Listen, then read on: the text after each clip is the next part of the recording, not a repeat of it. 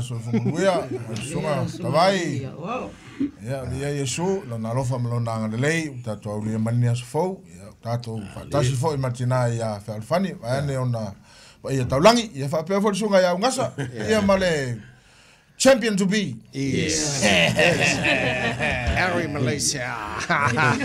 Very good, very good. Very good, malo si fuan ni tayo. Fo ya lelei sa tinara na fi alfani langalewa ya il proclame ni tayo. Manguya la sa kinga. Manguya la sa ai ga kering yo me alo fa. Ya. Kering yo me alo fa. Kering yo me alo. Tawai le sunga le hao, o karkero mea lofa. Kai amu ia. Wa koe whanau ai mai seo a inga o ai sunga i whawhenga inga. O sunga ia seo manu. Au seo manu. O a poi malonga tausi ang pō. Kai mea lofa. Kai seo manu. Ke o kusi, ma le pai, ma le keke. Ia lava le tua. Mano. Ai lava seo manu. Amu ia o tina o mawhia alafani. Lei, Ari, ngā mai na weekend. How was your weekend, Ari? Oh, it was good. Yeah. Ngai ala po if I say kia ma mo but it's Yeah, I did.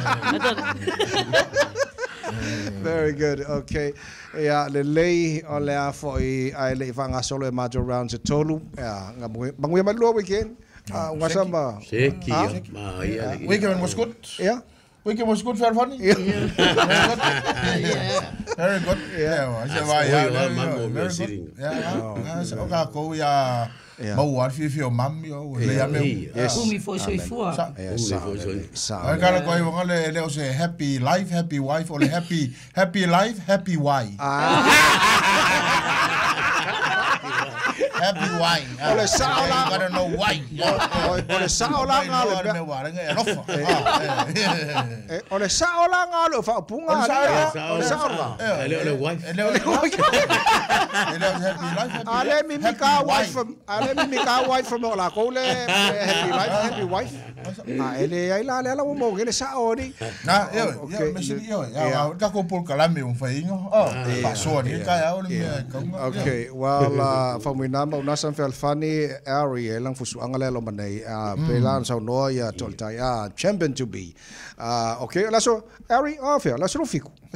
Yeah, 27th of May. Yeah, oh sole. Okay. Oh, my training. It's good. Yeah. It's good. I'm ready to go. Yeah. Bring it on.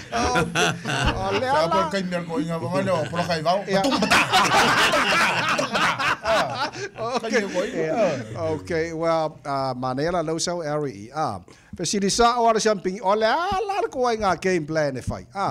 Ia malo ia area lang fusuang toltai. Ala game plan. What's your question? If there was a question you have for me, what would it be? If there was a question I had for you, what would or it if be? there's an advice you would like me to give you. Wala ko nga kapenga le la sa ngi Oh, that's a hard one. Yeah. What's the main focus? What was your main focus? Main focus? Yeah. Beat them up. Yep. Simple as that.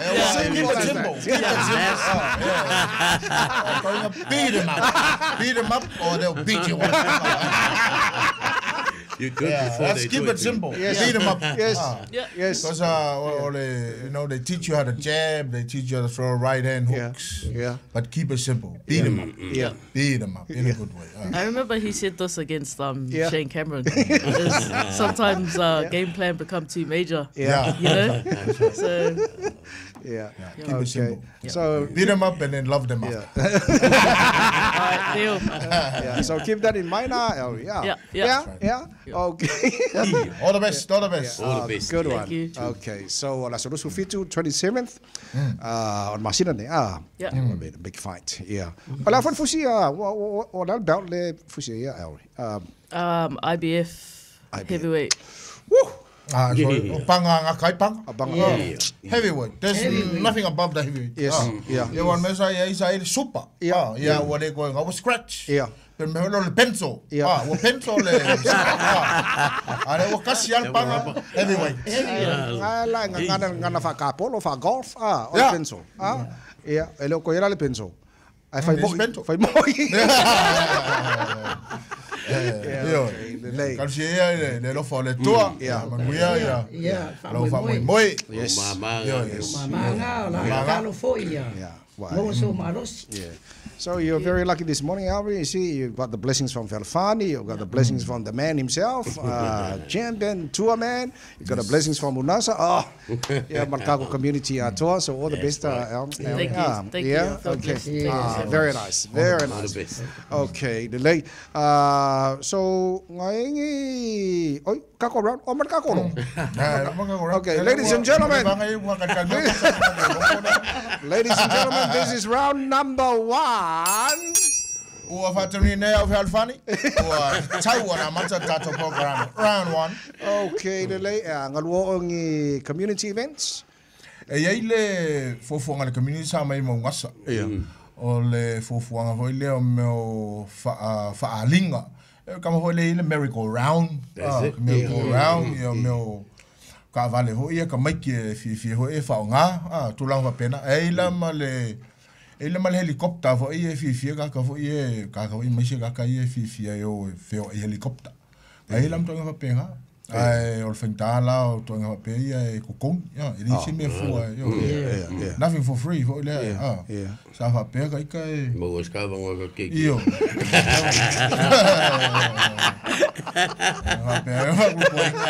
tu salmon star me going on salmon star for pay you next yeah ke mo ane le cha yeah me sorry yeah okay ya faalinga ne yai ole maybe to Chile ma wa ya mo wa ya le ko kel ko mai mo fi pero maybe ko Chile ya e foi kai me mo wa tato ma tu le fia ma ka ko i ka ko yo ale fa ta wo ka ko ka mai pero ma na ya la fu fanga le ma ya okay le le so ma to chamar sanga mo na round number 2 ladies and gentlemen, this is round number 2. Ua fatile ya Malaysia. Tau ma round 2. Round 2. Ngalo mai mong kalo ngari il fa ngora sorry. Ngalo mai mong kalo ngape. Maka makai kalo kera penga sisile kalo nga vervangi 7s. Ka kofi. Oh. Mo foi pisi. Iya. Me ale kala isi. Si me ofani el sul limba. Oh yes. 15 by 17.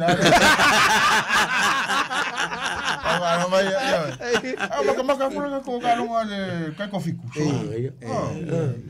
vale kongo ve asa ko le ipa lengi le fo el. Yeah.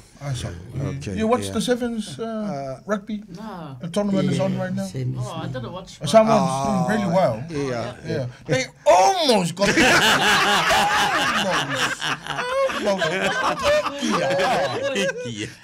Almost got there, but then stop. Time up. Yeah. So. E paunga o kalonga sa ia ita vai. Okay. O vale ngo fa longo le pe mai rista longa al supa ele ko ave Samoa se tamila tamai nei. Kalonga ho le ale fo moana. Moana Pacifica. Yeah, pa wan melo ko fa longa ku I talk back ya ka ku Samoa e fa mai pa wan me e ungi ko fa yen menang fa Samoa. O que penga si le menang fa Samoa. E si lungo le ko fa Samoa kam ka alo ale fe ka. Ai pa wan me fa mai ho le le fi kala chus.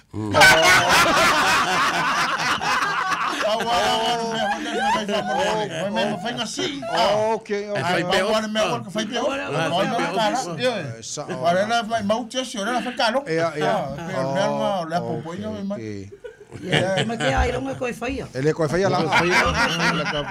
La mai wo aku ya Samoa. La lo ai ka ko la langi ko ya Samoa kana. Si la lunga le por champing ya ursi lunga mi Samoa. David tua ko. Aka fusuanga. Lai ka ei uma maka. Okay. Ka maka yo ngalima mafa kele. Okay. Solo nga ave.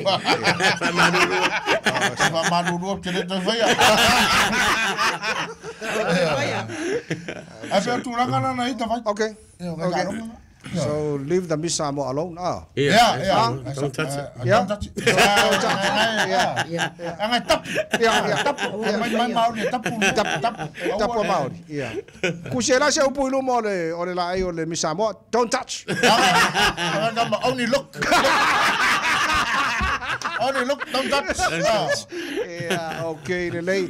Ese se ka ko round ko ko pela usu ka ko besi. Ladies and gentlemen. Yeah, ladies and gentlemen, this is Koikasi round. Ladies and gentlemen, ya upatunira al poseo. Wa tawun fa last round. Round 3. Ola ka ko round le la fa umale. Ola so kinga? Oh, Mother's Day sorry. Mother's Day. Yeah, sorry. Ele o fa kasimet o te lo kinga. Ya wa o ke le kusimet o ke kinga ngit kaya o tawai. Mai fa mole o le mak fa longa le e sua kutina ya fa fa pem fa ngama ko wa. Fa kle fa maduru wa. Ya wa levanga fa le mato tonu maltina ya fa fa. Usa o kolu nge vai asu. Ngale tilei. Ale o fai la. Te fa maru ro fo tina ya fa fa ngo le vanga fa kan me fa fa ni va sole. E fa mai silo mo kuanga sa ungi ma lima va veo. Mo nga kulo. Mo se vai. Mo malai. Wala kusta mai ku ya Fa de kongula o Faumuina ma ngasa. Fa de kongula ya ngasa ko ma. Ya fa Maria ku ya tina. La foi loa e sunga ya te vai ma ko ma ko. Oi mo alpa. Loa le te vai ya o ma. Yes. Ya kai fa ka mala ka no lele o ki kala. Kau kia ata vai. Sa ole le ya o ma ko rounds nga ko langa le la lausu ka ko bes. Ya so ko bes. Ya te mana ya saman wi ya la su tina mo to tina uma. Yes. Mo to fia ele o le na rofa ai mo so fo manuia. So fo malo loina ma fo fau tino ya mai se lenga ya la lausu ko bes. Lausu pese. Ya. Manuel aso tina uma Samoa. Manuel aso tina uma Samoa. Manuel aso tina uma Samoa. Manuel le tua.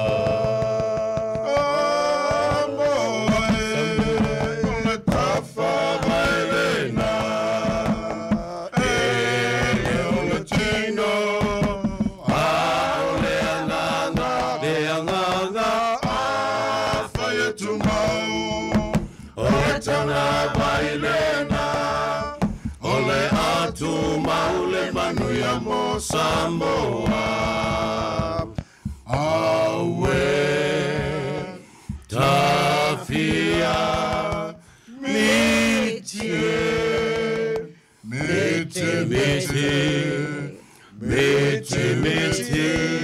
sausuka te pisaloa